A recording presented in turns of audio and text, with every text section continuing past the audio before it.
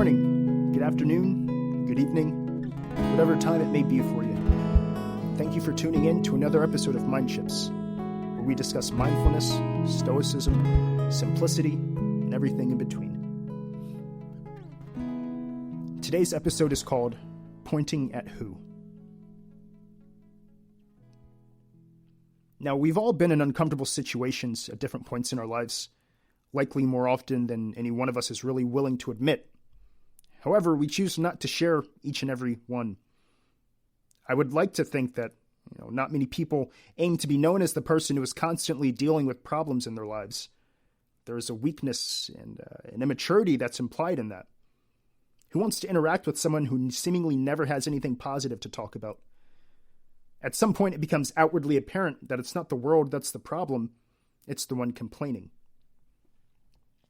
But of course, it's difficult and can take, in some cases, a lifetime to come to that awareness that, as Epictetus says, it's our feelings about things that torment us rather than the things themselves. It follows that blaming others is silly.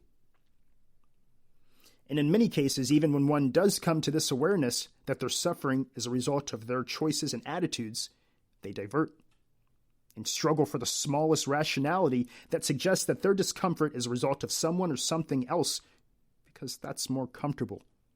It protects the ego. Not too long ago, I abruptly ended a relationship. I was uncomfortable with her closeness to one of her guy friends that she knew long before we met. One night, after letting my imagination take my rationality away, I just broke up with her. An amazing girl. At first, I blamed her, and circumstance, and her friend. And I'll admit, it made me feel more justified in my actions. I felt I had a legitimate reason for being passive-aggressive and hurting her. But after sitting with my thoughts, a realization occurred. She had done nothing wrong to me. She didn't seek out to make me feel any kind of way. I hurt her and, in effect, hurt myself because of my insecurity alone. I chose not to respect her freedom. I chose to want to control her. I chose to allow my fear of rejection to dictate my actions. This resulted in me ruining something that was really good for me. I denied myself the pleasure of having someone to curl up with at night, someone to embrace and connect with. The pain from that awareness it sucked. I couldn't escape that reality that I caused this. What's wrong with you? Why did you do this? I asked myself. There was no other answer unrelated to an insecurity. Then a deeper realization occurred. This isn't the first time that I've done this. Rejected someone in fear of being rejected. How long have I been living like this, blaming others for my own shortcomings? Marcus Aurelius says, "The soul does violence to itself when it turns away from any man, or even moves towards him with the intention of injuring, such as the soul of those who are angry." This seemingly lifelong habit of rejecting others out of fear of rejection has resulted in missed opportunities, loneliness, and depression. You can't let anyone in when you don't trust them. And when you don't let anyone in, you wind up alone. And depression necessarily follows. But I never saw it like this. It was always, I'm alone and depressed because the world is untrustworthy. I thought I was just protecting myself, not realizing that what I was actually doing was blaming the world for my reaction to external things that I had zero control over. I never cultivated that understanding that I was causing myself suffering by turning away from the world. While preparing this episode, I couldn't stop thinking. You can't stop someone from rejecting you. Even if you reject them first, they still won't like you. Even if it's from a distance. I hope that after listening to this, anybody struggling with the same bad habit can start to see the folly in it. That only small-minded people habitually reproach others for their own misfortunes. So now that we've addressed a problem that some, if not many of us face within ourselves, I think it's only appropriate to try to solve this problem, by changing the way that we view the act of blaming. Now, I could talk about the negative impact of casting blame, but how often are we really deterred from an action by knowledge of the potential for harm? People drink and smoke, have risky sex, watch porn, eat sugary foods, engage in gossip, and scroll through TikTok, well aware of the negative impact that it'll have on them in the future. In all cases, we're motivated by the reward that is guaranteed in these acts.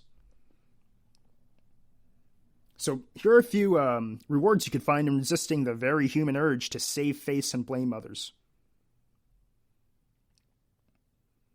You prove to yourself and those around you that you're secure enough in yourself to acknowledge that you aren't perfect. If you can admit to the world that you aren't perfect, you become more of a trustworthy character to engage with. People that are seen as perfect are fucking intimidating. Even more, people who try to give the effect of a perfect individual usually tend to be rather annoying. Nobody's absolutely perfect. Pretending to be effectively negates one's humanity. You grow as an individual. You learn new ways to approach life. You'll stop making the same stupid mistakes. When you choose not to blame an external factor for whatever negative thing happens to you, the only thing left to do is alter the way that you interact with that thing. Lest you're resigned to live in a perpetual shame cycle of knowing that you make the same stupid mistakes. Consider this scenario. You find a back road that allows you to get to work in half the time, which in turn results in you having a better morning. However, there's a hole in the asphalt. You hit the pothole and spill your coffee all over the dashboard. You blame the pothole instead of the fact that you weren't paying attention to the road, trying to find the perfect commute song to listen to on Spotify. You don't acknowledge the folly of driving to work with a house mug. So you return to the previous route, spending an extra 30 minutes on the road and continuing to have bad mornings and consequently bad days. Epictetus says, instead of personalizing an event, this is my triumph, that was his blunder, or this is my bitter misfortune, and drawing withering conclusions about yourself or human nature, watch for how you can put certain aspects of the event to good use. Is there some less than obvious benefit embedded in the event that a trained eye might discern? The wise thing, in the case of the back road, would be to drive around the pothole. Create a playlist. Buy a travel mug. You can have your cake and eat it too, if you would just accept that maybe you didn't react in the most efficient manner and work to improve your relationship with the outside world. You can improve yourself. Take that uncomfortable situation and rather than avoiding it in situations akin to it, learn to control the narrative, so to speak. The next time you find yourself in the same or similar circumstance, use what you experienced previously to ensure that the same uncomfortable outcome is not realized. My buddy calls this leveling up. You don't beat the hard boss at the end of the game by following the same tired routine that you developed at the start of the game. Blaming your frustration on the fact that the boss is just too difficult will only result in further frustration. Why did I buy this? I'm not good enough for this. I'll never get better. You have to adapt. You become open to new experiences and stop limiting yourself.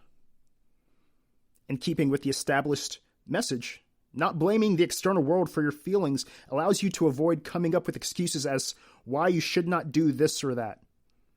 In time, the world becomes more accessible to you. Anxieties ease as you learn to acknowledge and alter your erroneous perceptions. After being a recluse for a considerable amount of time, I recently found myself going to Philadelphia more and not snarling at the environment. Going to shows and not standing off and away from people, but rather being in the middle of the crowd. Giving my number to cute girls rather than blaming my nervousness on some potential that they would reject me.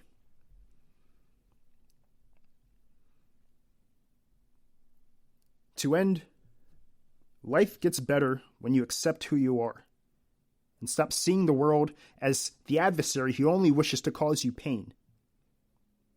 We're pretty dumb sometimes We often make decisions that end up hurting us in the end. We suck at seeing ourselves as the cause of our suffering, which makes sense.